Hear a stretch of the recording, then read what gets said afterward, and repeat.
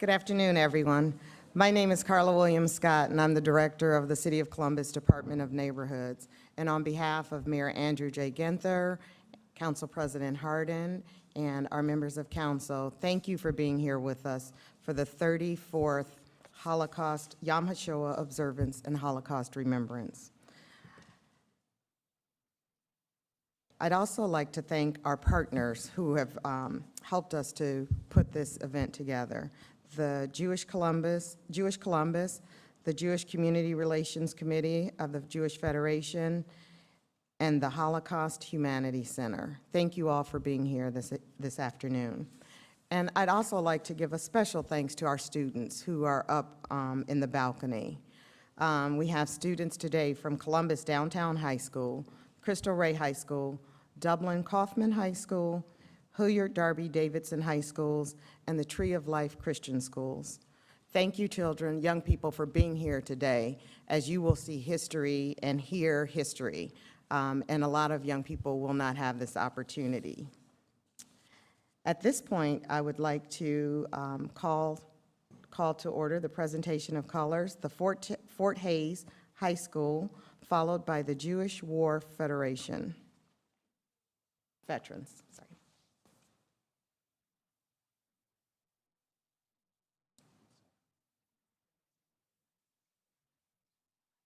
If everyone could please rise, thank you.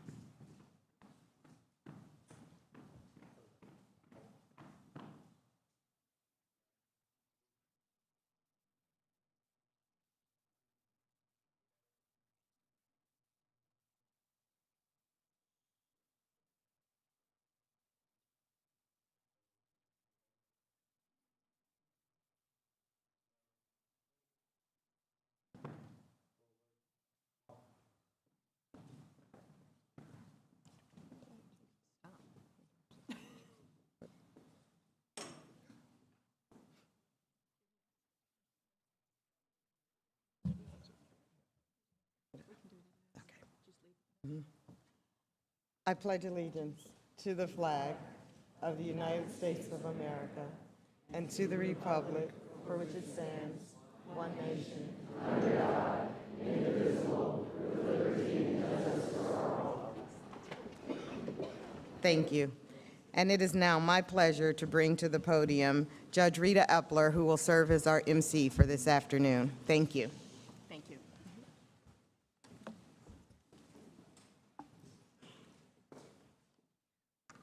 It's my pleasure to also welcome you all to the 34th Annual City of Columbus Holocaust Remembrance Program.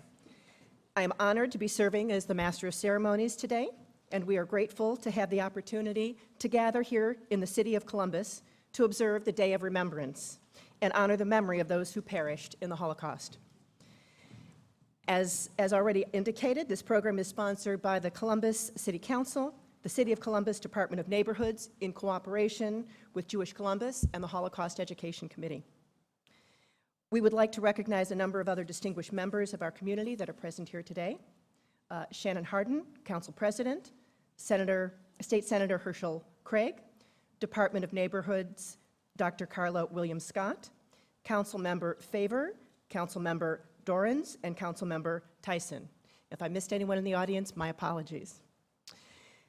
We also are lucky enough today to have a number of students here today from a group of schools, and we are very happy to have you all here. It's now my pleasure to call upon City Council President Shannon Hardin to share a few words of welcome.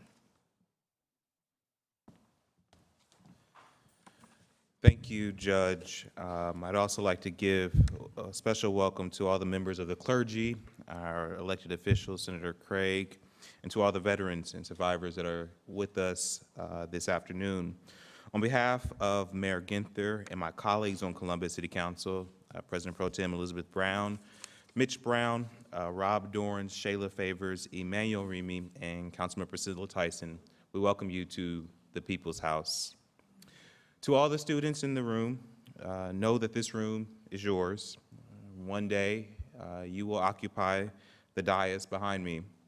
So never hesitate to take advantage of what this room means and understand that it truly is your space. To all the members of the Jewish Federation, to the Jewish Columbus, and the broader Jewish community, we say thank you for choosing council chambers once again to come and remember.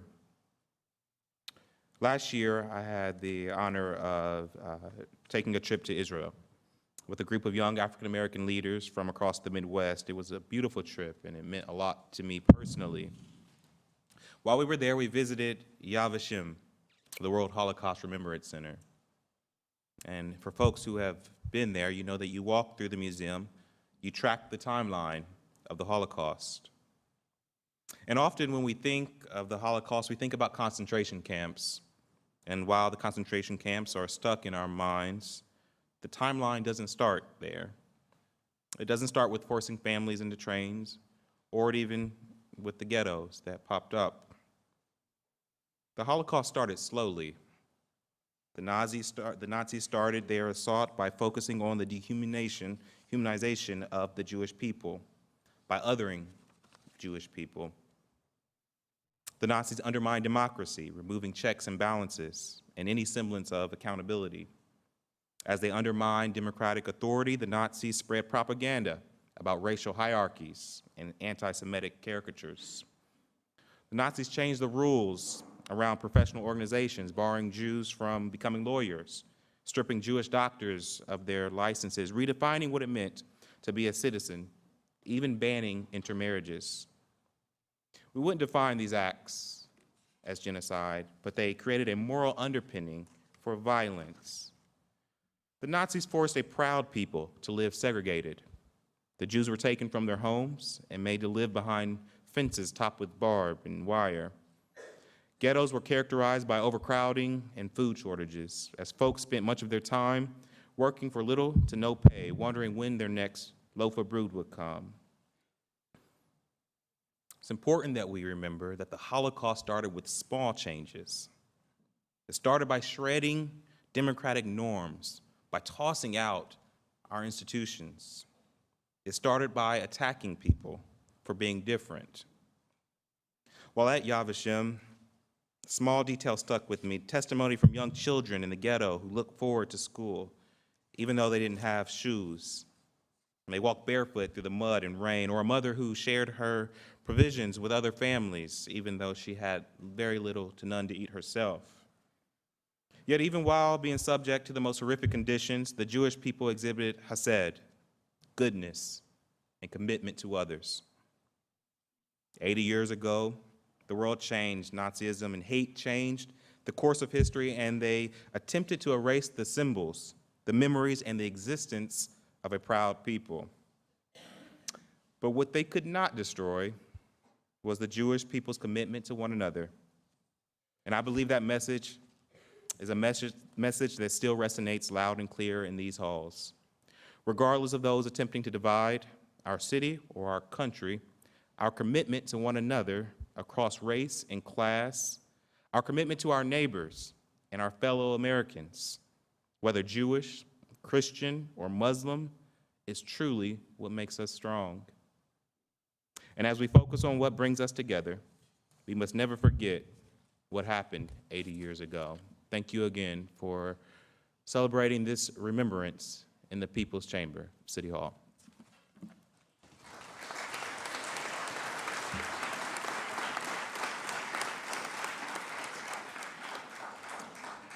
Thank you, Council President Hardin, for your heartfelt and inspiring words, and for your willingness to continue to support this significant annual Holocaust Remembrance Program. I would also be remiss if I didn't say a thanks to Carla Williams-Scott, the Director of the Department of Neighborhoods and Fort Hays High School. In addition, we recognize the Columbus chapter of the Jewish War Veterans, Saul Laub, and all the other veterans that are present in our audience here today. And from Jewish Columbus, we would like to acknowledge Gina Rinkoff, Chief Operating Officer, and Justin Shaw, the Director of Jewish Community Relations, and of course, all the survivors that are present with us here today. This Holocaust Remembrance program is in large part about educating the next generation to be a more tolerant people and to remain ever vigilant. We therefore are very proud to have all of our students with us here today. The Holocaust raises many questions about humanity, life, and faith. We are here to recall, memorialize, and bear witness. We recall the events that led up to the Holocaust in order to learn from them. We remember those who lost their lives. We remember those who survived and carried the experience of the Holocaust throughout their lives. We remember those who helped bring an end to the Holocaust and those who liberated survivors. And we remember lest we forget and bear the consequences. The events and circumstances that led up to the Holocaust were both simple and complex. The rise of Nazi Germany after World War I set the stage.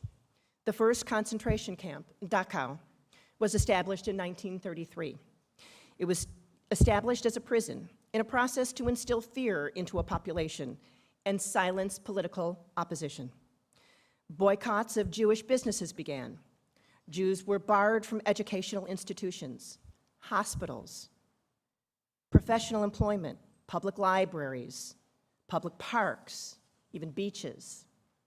Anti-Semitism grew until the Jews were stripped of citizenship through the Reich citizenship laws. Then the infamous Nuremberg laws of the Third Reich in 1935 formally segregated Jews by barring intermarriage, household employment, and the display of national symbols by Jews. By 1938, the Jews were being encouraged by Germany to leave. They were prohibited from jobs, and their businesses were registered. The world was not completely unaware of these developments, but the response of the world was put to the test on Kristallnacht, the night of broken glass, a government-sanctioned terrorist action during the nights and early morning of November 9th and 10th of 1938. Hundreds of synagogues throughout Germany were destroyed, Jewish businesses were looted and destroyed, and tens of thousands of Jews and opponents of the Nazi regime were interned in concentration camps. Sadly, as Elie Wiesel stated, the world did not believe, and the world stood silent.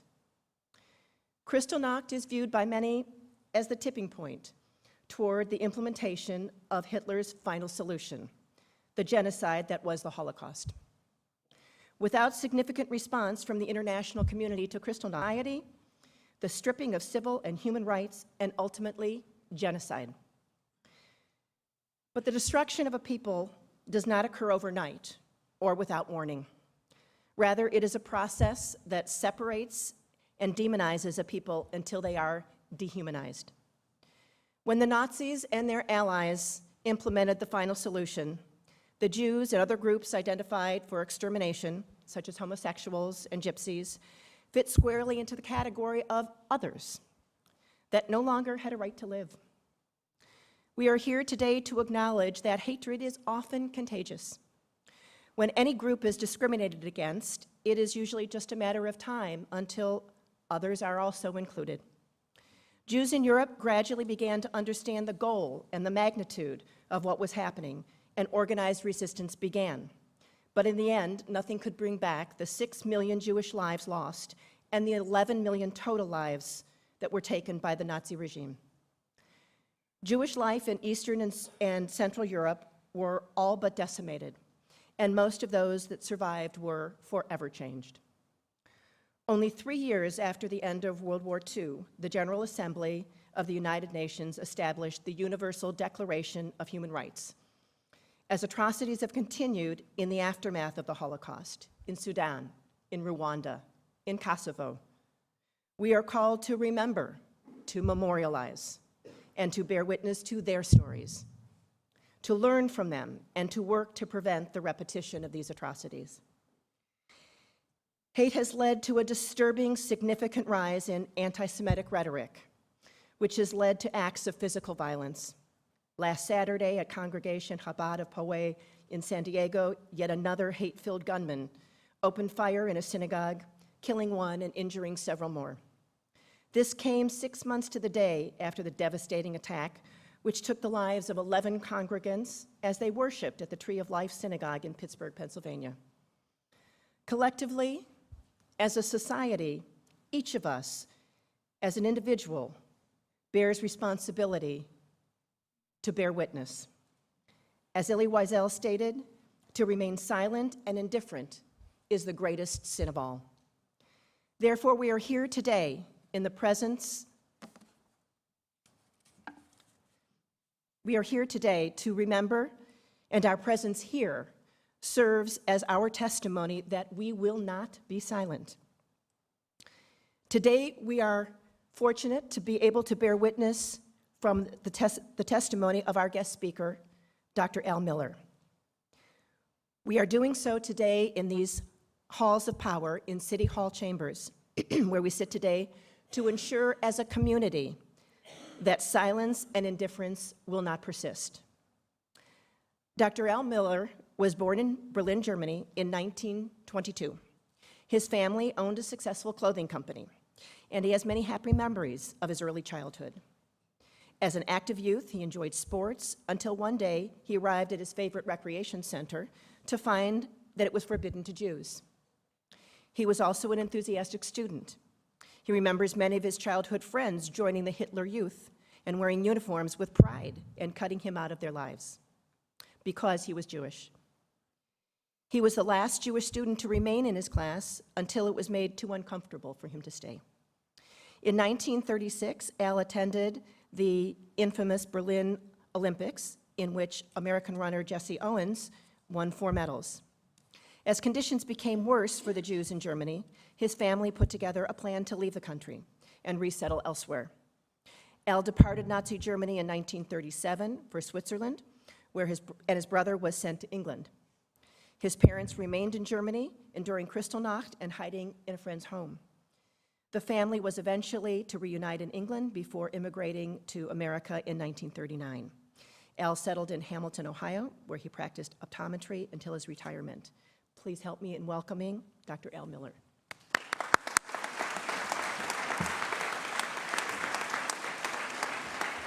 You just said my speech. Oh. You did.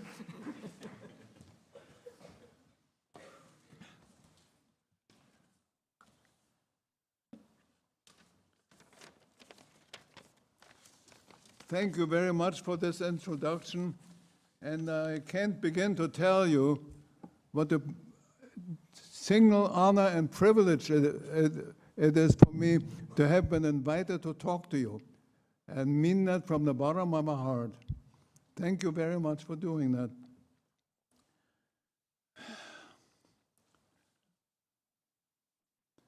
Just a few days ago, Jews all over the world celebrated the festival of Passover. Passover has always been my favorite holiday for a couple of reasons. First of all, it is a celebratory festival. It is joyous and it is happy. Everybody participates, from the youngest to the oldest. There are games, there are songs, there are stories. It's wonderful. But there is also another reason why that is my favorite holiday. We always tell the story of how we had been slaves in the land of Egypt, and through a series of miracles, they obtained freedom. And during the proceedings during that holiday, sitting at the Seder table, we are commanded, everybody is commanded, to regard himself and herself as having personally endured slavery and then emerging to freedom. Nobody needs to remind me that that is precisely what happened to me. I was close to total slavery, a state of total slavery in Germany And eventually, five countries and 3.5 years later did manage to come to freedom in the United States of America. I was born in Berlin. Both of my parents were born in Berlin.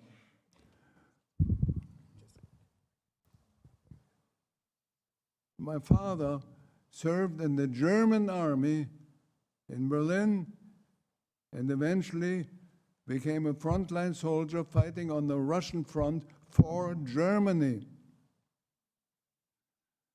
One of my grandfathers established a factory making shirts in 1871 in Berlin. What I'm telling you is that our family was anchored in Berlin for generations. We were Jewish and we were Germans, patriotic Germans.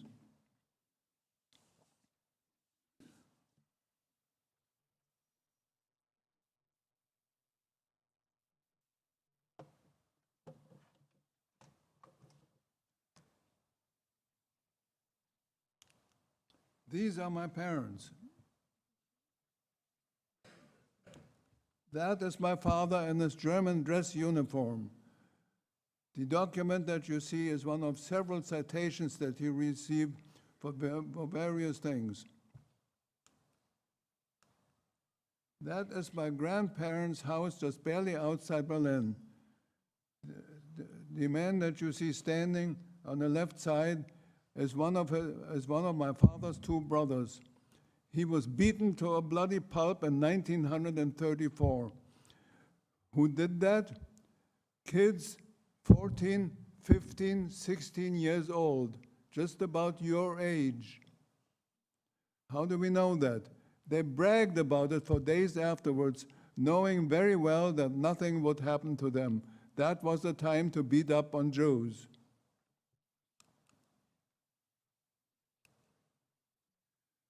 You see the number 50 up there. That indicates the 50th anniversary of the founding of the factory. So that makes it 1921.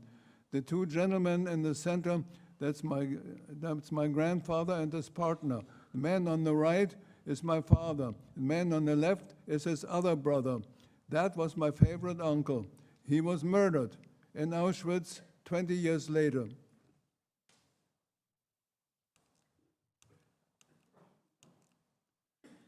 When Hitler came to power on January 30, 1933, he lost no time in letting the Jews of Germany know which way the wind was blowing, which way the wind was going to blow.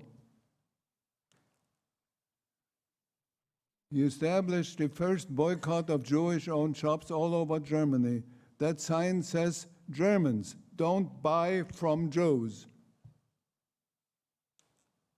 The first concentration camp was established about 30 days later, just outside of Munich. By the time the Germans were done, there were well over 10,000 such camps distributed throughout Europe.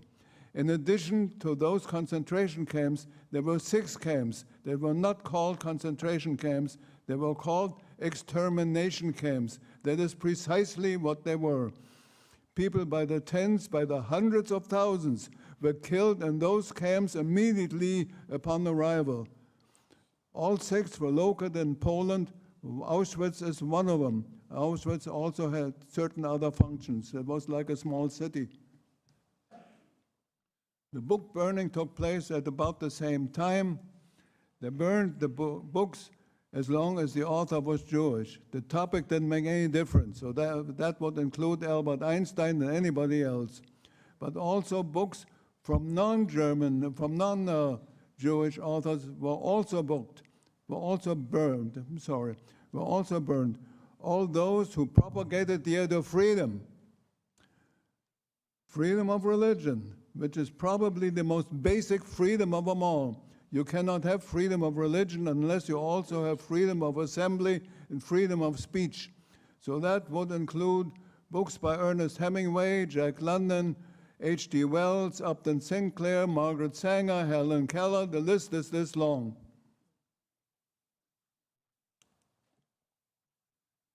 When Hitler came to power in 1933, I was 10 years old. I was enrolled in public school.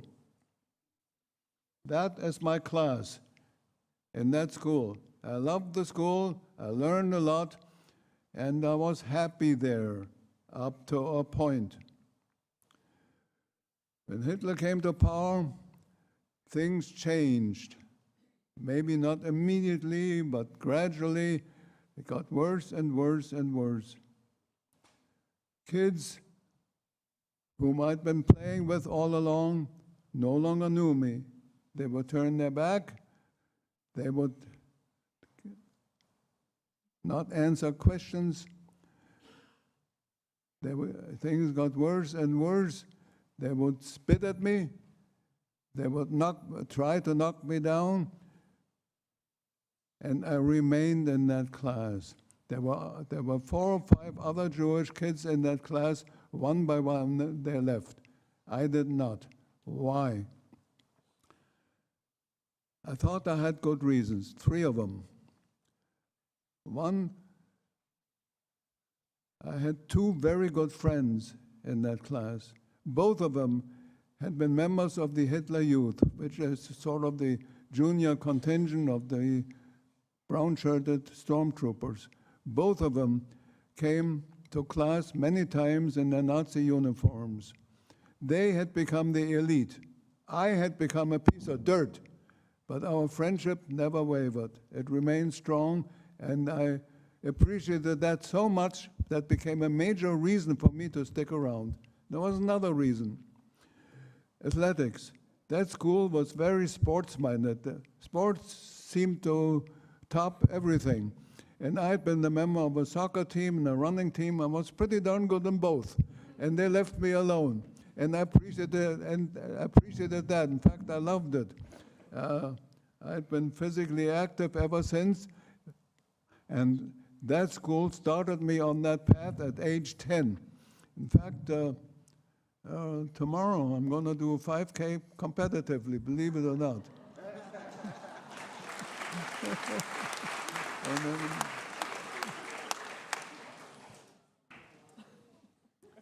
Now, the attitude, as I said, the attitude of the kids changed.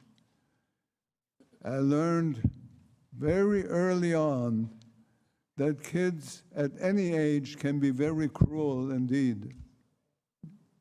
You can believe that. Now, the teachers reflected the attitude of the kids. Some of them became totally indifferent to me, never called on me, and that was okay with me. I didn't have any problem with that. One of them, and I remember him to this day very well, he was an evil and a vicious person. He made horrible remarks in my direction in class that had nothing whatsoever to do with what he was teaching. I was physically afraid of him. I see him coming over there, I would take off over the other direction. Now, let me tell you something here that happened with that teacher. I suppose when you were 10, 11, 12 years old, you always did the right things. You never did anything foolish, right? Well, I did foolish things. And I remember one thing in particular. This is what I'm going to talk about. I was a total idiot. I'm sitting in the back of that classroom talking to somebody, talking. He was sporting a swastika emblem on his clothing. That was very usual. That was normal. There were swastikas everywhere. In school, on the streets and houses, there were so many swastikas all over, you didn't see them anymore. So I asked him, take it off. I want to put it on myself. Why? Don't ask me why. I don't know why. But he thought nothing of it. He takes it off. I put it on myself. Promptly forget that it's there. We keep on talking. In comes that nasty teacher. He walks to the front of the classroom, turns around, and gives the Hitler salute, which was the normal way of greeting in the class, and everybody in the class standing at attention, 10 years old, responds in exactly the same way, Heil Hitler. That was the form of greeting all over the schools and all over Germany. So immediately he sees this on me, this swastika. Corporal punishment was allowed in those days. It wasn't done very often. Just the fact that it existed seemed to be enough. He marches right up to me. We're about this far apart. He didn't touch me, but verbally, he gave it to me one side and up one side and down the other. He called me every name under the sun, and he called me some things that I didn't know what they meant. I never heard them before. And this is how he finishes. Now my memory has become an issue. My memory has really been suffering. But there are some things that I don't think I'll ever forget. This is one of them. This is what he said. I think you will want to get into a concentration camp, and I can help you to get there. Let me tell you, the next 2 or 3 weeks, I wouldn't want to live through those again. Not much sleep, not much of anything. I never told my parents about it. I knew very well they had their own very serious issues at the time, and I didn't want to aggravate them. I kept it to myself, then or later. Well, nothing happened. He did nothing. The thing just flew away. But that was the low point of my life up to that point, and perhaps of my life altogether. I remember that as if it happened this morning.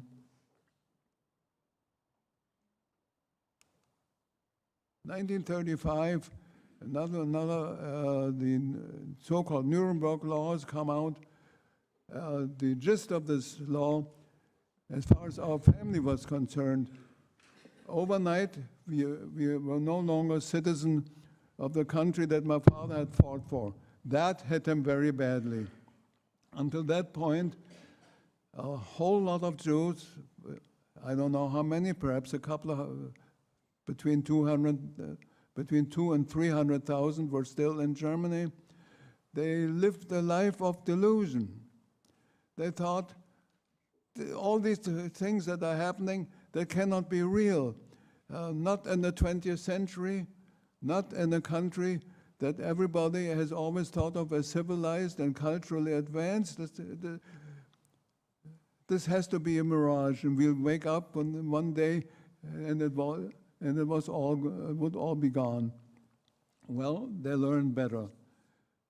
Now they knew that this was for real. This is another part of the Nuremberg laws. Oh no, sorry, not yet. I was sort of adventure-minded also, and I just love to be on the streets. For a Jewish kid to be on the streets in Berlin in those days was not without some risk. And this is perhaps the reason why I wanted to be there. It was, like I said, I was adventure-minded. And these stormtroopers marching along, they seemed to be everywhere. Of course, they were not everywhere, but that's how I remember it. And much of the time, I could hear them coming because they were singing. They were always singing. And I remember very well the ending of one of their songs. And this is another instance of something that I will not forget. This is as I heard it this morning. Wenn's Judenblut vom Messer spritzt, dann geht's noch mal so gut. When Jewish blood spurts from the knife, everything works twice as well. Can't begin to tell you how many times I heard that. All right, this is the other part of the Nuremberg laws.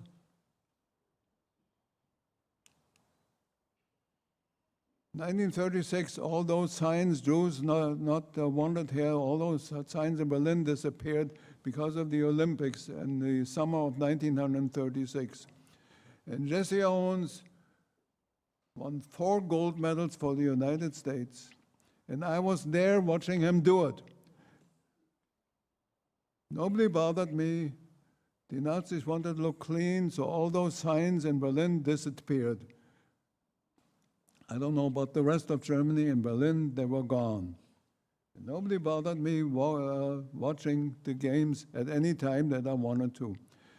So Hitler was there at the same time when I happened to be there.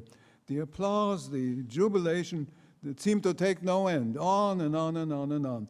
Then finally, when it was announced that Jesse Owens had won another gold medal on behalf of the United States, what did Hitler do? He got up and left. He wouldn't be caught dead shaking the hands of a black person. Now, Hitler committed suicide with his wife. You know that he had a wife? Okay, he committed suicide along with his wife on April 30, 1945. He, Hitler, would now turn around in his grave if he knew there's a Jesse Owens street not far from that stadium. And there he is, my hero.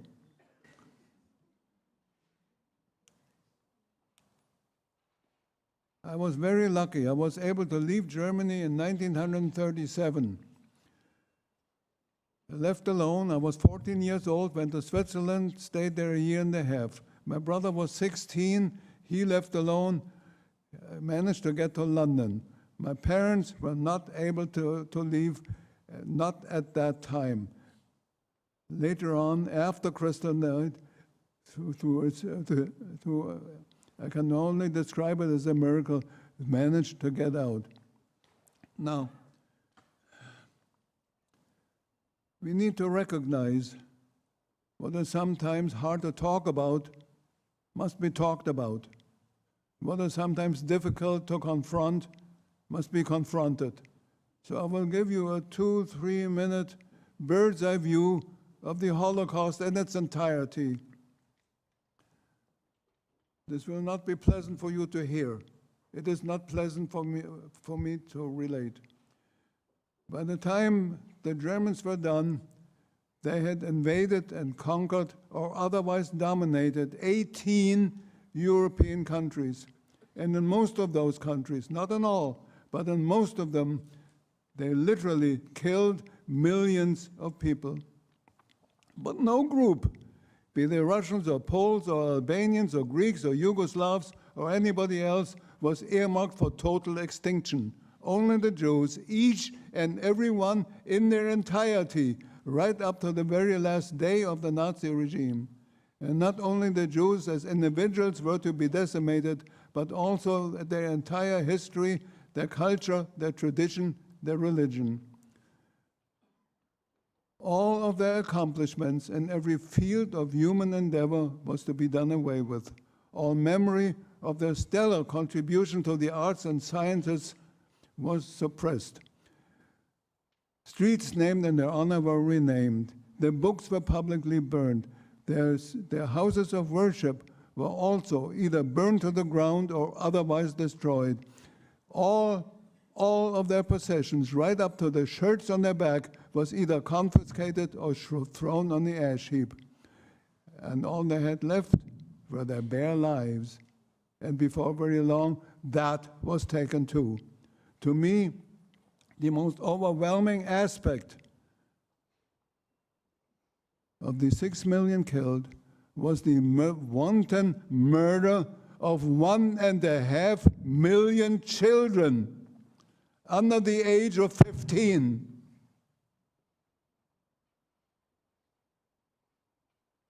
One and a half million children under the age of 15. Can anybody guess what shining stars in medicine, gifted musicians, talented writers, committed artists, dedicated scientists were simply done away with, murdered, bulldozed into mass graves, most often nameless? The English language does not contain the vocabulary remotely descriptive of the enormity that had been perpetrated on a scale so enormous, so gigantic, as to preclude comprehension. Winston Churchill had called it the greatest and most horrible crime in the entire history of mankind. At a different occasion, He called it a crime without a name. All of that began on November 9th, 1938, with Crystal Night. On that night, the Germans used the pretext to burn down hundreds of synagogues throughout Germany and Austria, then incarcerated tens of thousands of Jewish men into the concentration camp. They smashed something like 30,000 Jewish-owned shops. There was so much glass on the pavement that this became known as the Night of Broken Glass or Crystal Night. This had real consequences for my family. Take a good look at the right side. They would pick up Jews wherever they could find them, take them to the streets, force them to their knees, throw stuff down. I won't tell you what stuff. You'll have to use your imagination and tell them, here, clean it up. While they circled around them, kicking them, spitting at them, mocking them, having a good time doing that. That happened to my wife's mother and to my wife's brother. My wife is sitting right over there.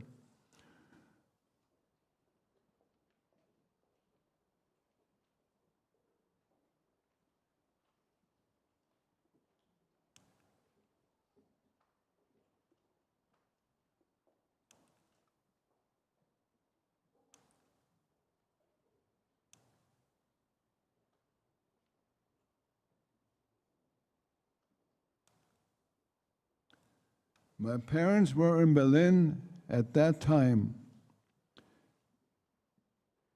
One day after Crystal Night, they managed to go into hiding. And it was again precisely at that point that the world had closed its doors. And I am deeply embarrassed to say that that included the United States of America. The doors to America were never very wide open, but little by little they closed and closed and closed until finally there was just enough left for a trickle to come through. My parents somehow managed to join that trickle, and all of us arrived in the United States in 1940. I was 17 years old at that time. 3 years later, I joined the American Army. 3rd Infantry Division.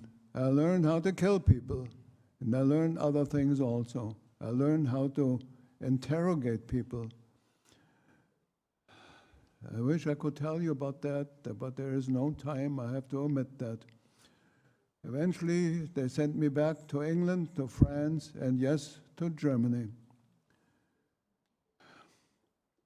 I think my time is up. Okay. I've just been told that my time is up, so I can't help it. I would like to mention something, however, if you give me 2 minutes. Is there anything that anybody can do about all this? I say, yes, there is. Nobody is too young, and nobody is too old. We just heard the Pledge of Allegiance, and I'm guessing that a whole lot of you recite that pledge many times. The young folks up there probably do it every single day in school. Now, I want to ask you very respectfully, have you ever considered what you are saying when you are reciting that pledge? Have you ever thought about it?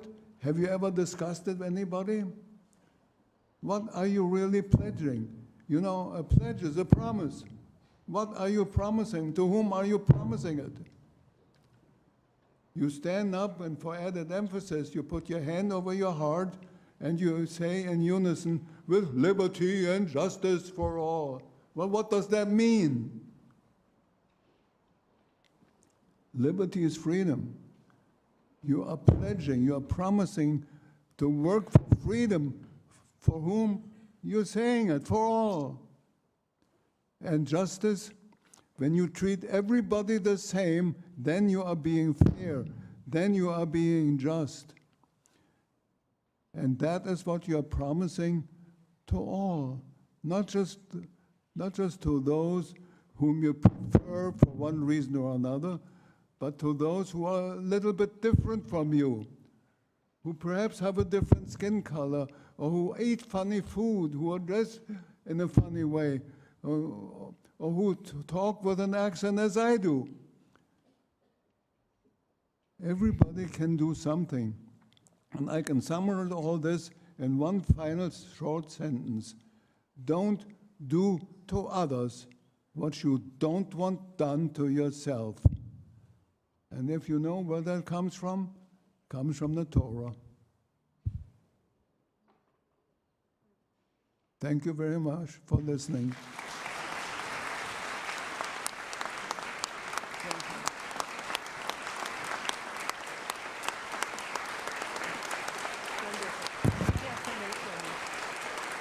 Something I have to give you. I can't hear you.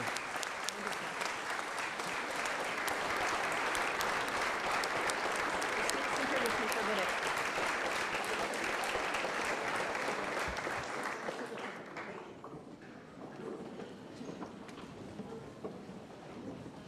So the experiences of the Holocaust and those who survived Nazi persecution are in danger of becoming simply a distant memory, and ones that can too easily be set apart from our daily lives. Al, we are privileged to bear witness to your remarkable story here today, so thank you. And I'd also like to recognize Senator Herschel Craig, who is kind enough to have prepared a resolution on behalf of the Ohio Senate, and I'd like to present that to you today. Thank you.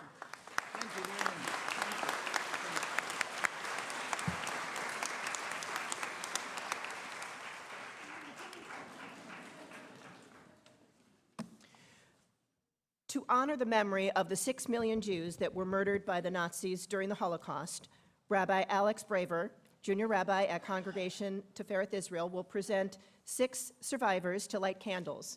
We welcome family members to join the survivors as they light candles if they choose to. In addition to the 6 million Jews who were murdered in the Holocaust, there were 5 million other individuals murdered by the Nazis, including trade unionists, people with disabilities, gays, gypsies, and Christians. There were also non-Jews who, despite the grave risks to their own lives, were willing to shelter Jews that were being hunted by the Nazis. Rabbi Braver will present 5 representatives to light candles in memory of those 5 million individuals that were murdered by the Nazis during the Holocaust. We begin our candle lighting ceremony by the singing of Eli Eli, written by Hannah Senesh and performed by cantor Bat Ami Moses. Hannah Senesh was a young woman from Hungary who moved to Israel and then volunteered to return to Europe to save Jewish lives. She parachuted into Yugoslavia, went to Hungary, and then was discovered by the Nazis and executed. She was known for her heroism and her poetry. Cantor Moses?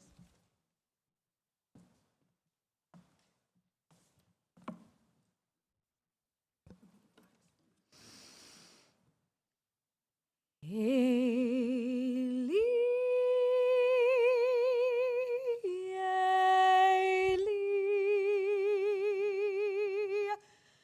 shelo yigamer leolam, hachol ve'hayam, rishru shel hamayim, berak hashamayim, tefilat ha'adam,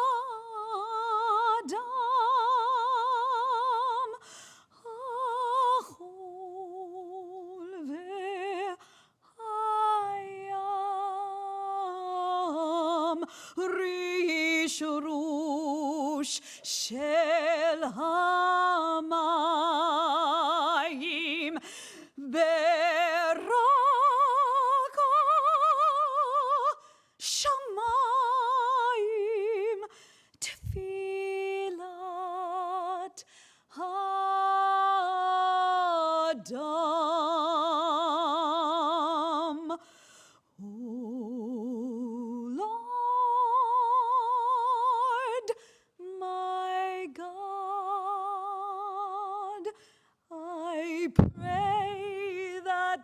these things never end. The sand and the sea, the rush of the waters, the crash of the heavens, the prayer of the heart, the sand and the sea, the rush of the waters, the crash of the heavens, the prayer of the heart.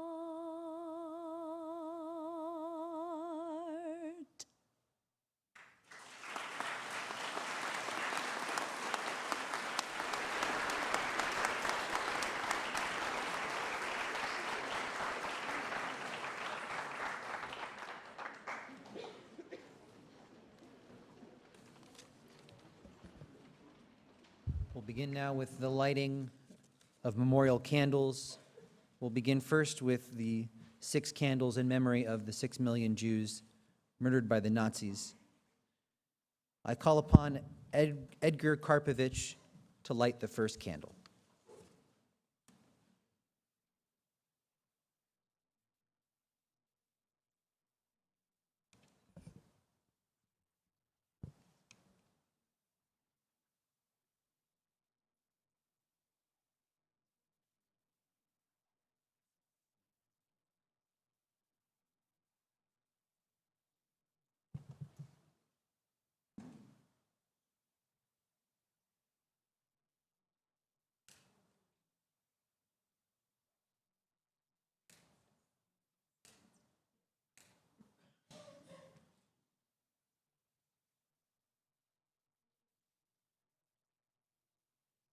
I call upon Irv Shamish to light the second candle.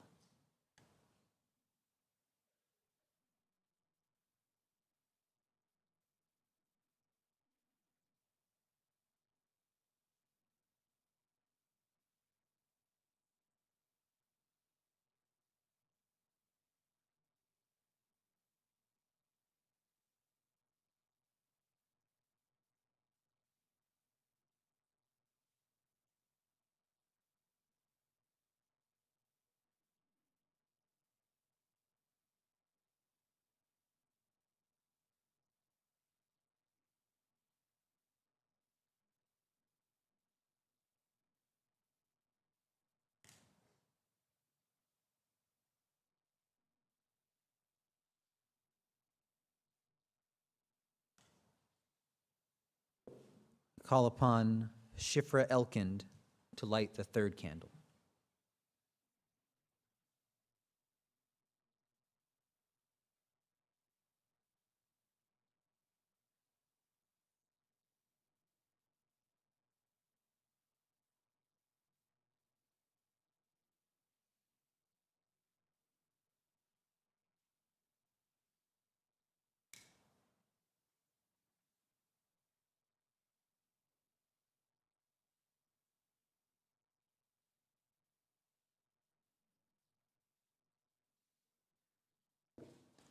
I call upon Sarah Zamid to light the fourth candle.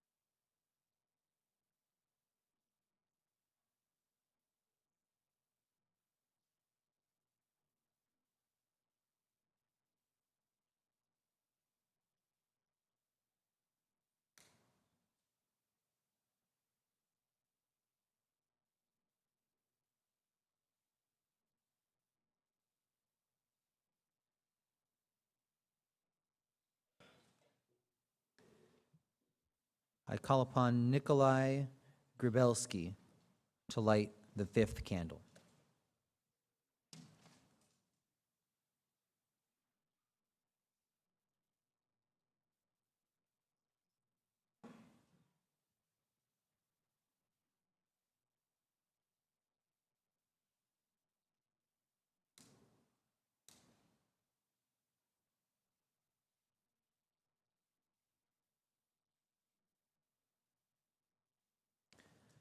I call upon Clara Tsirlena to light the 6th candle.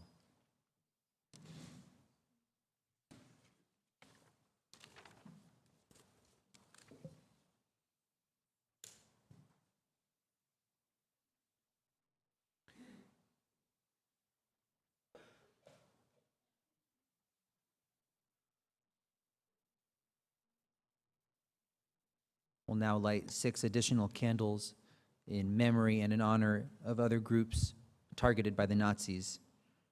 I first call upon Brendan Pratt to light the 1st candle in memory of people with disabilities.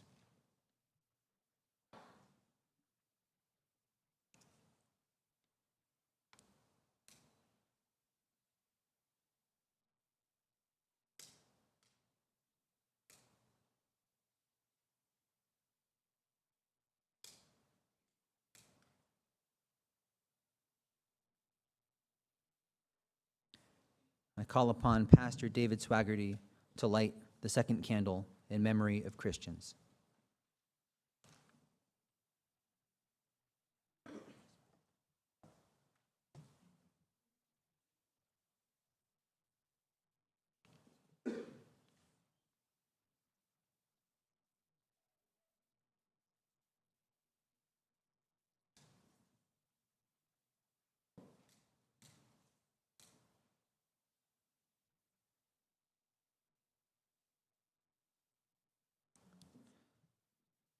Call upon Barry Pickett to light the 3rd candle in honor and in memory of Union members.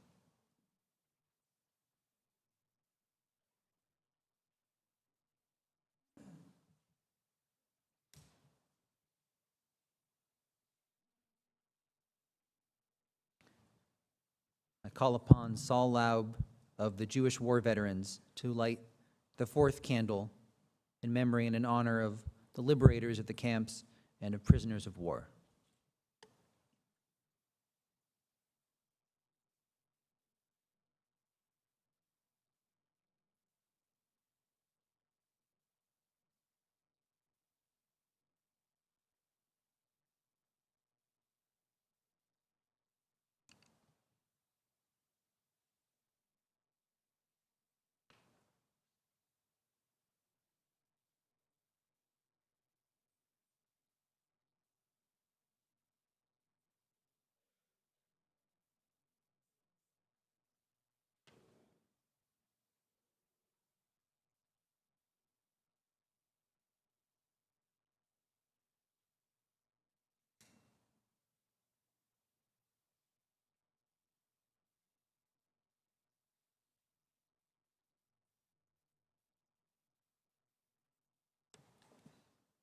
I call upon Johnny Oak to light the 5th candle in memory of members of the Roma community.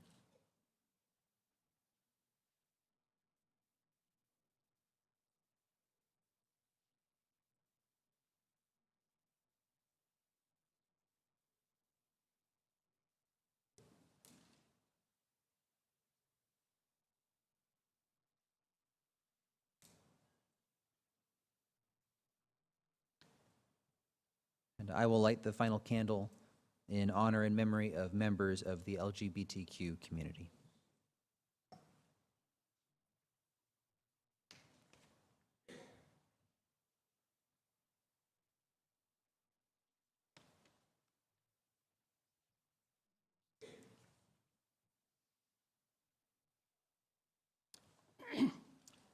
First, I came for the communists, and I did not speak out because I was not a communist.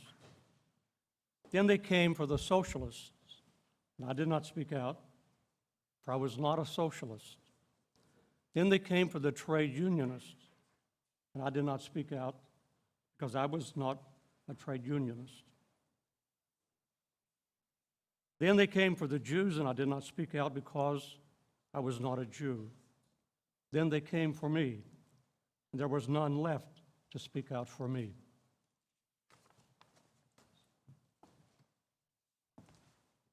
Rabbi Braver will now chant El Moli Rachamim.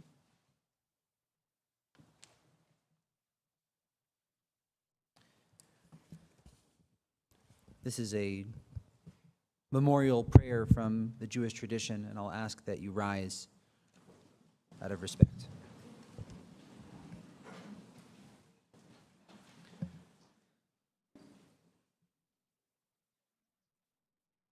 El Mali Rachamim Shochein Bamromim Hamtzei Menucha Nechona Tachar Kanfei HaShechina B'malot Kedoshim Utehurim Kezohar Harakia Mazhirim Et Nishmot Kol Achenu B'nei Yisrael Anashim Nashim V'taf Shenitbechu V'shenechneku V'shenisrefu V'shenehergu Began Eden Tehei Menuchatam Ana Bal Harachamim Hastirein Beseter Kenafecha Leolamim Utzur B'tzor Chaim Et Nishmotehem Adonai Hu Nachalatam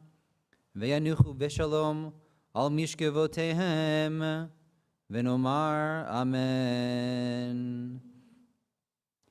Exalted, compassionate God, grant perfect peace in your sheltering presence among the holy and the pure, to the souls of all our brethren, men, women, and children of the house of Israel and of the nations of the world, who were slaughtered, who were suffocated, and who were burnt to ash.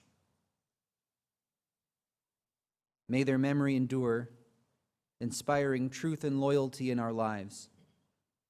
May their souls thus be bound up in the bond of life. May they rest in peace. And let us all say, Amen. Please be seated. Thank you, Rabbi Braver, Pastor Swaggerty, to our candlelighters, and to Cantor Bat Ami Moses.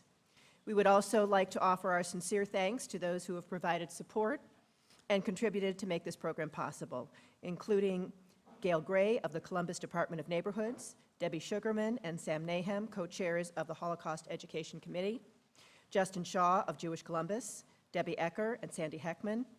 We would also like to thank Kroger for providing flowers for our ceremony, and to the Holocaust and Humanities Center in Cincinnati for coordinating the appearance of our guest speaker. Special thanks to all the schools, teachers, and administrators who continue to educate about the Holocaust and to help facilitate the students' participation here today. We can never take for granted the moral compass of our society. We must strive personally, as a city and as a nation, never to lose this moral compass.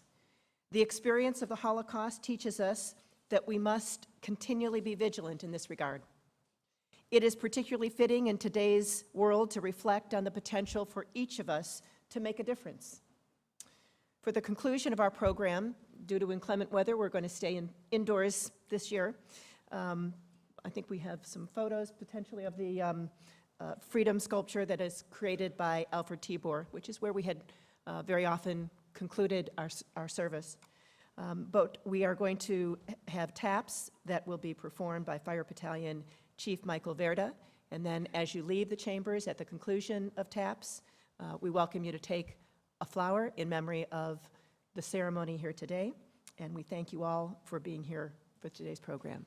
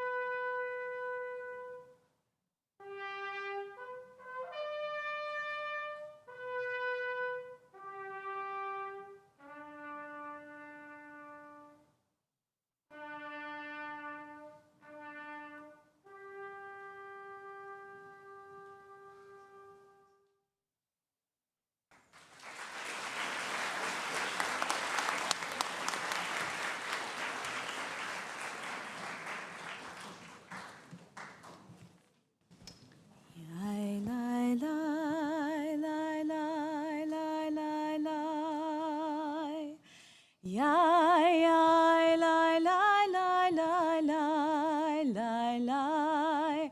Yai, yai, yai, lai, lai, lai, lai. Yai, lai, lai. Yai, yai, lai, lai. Oh, say shalom bimromav. Hu yaseh shalom aleinu. Ve'al kol Yisrael. Ve'imru, amen. Yaseh shalom, yaseh shalom, shalom aleinu ve'al kol Yisrael. Yaseh shalom, yaseh shalom, shalom aleinu ve'al kol Yisrael.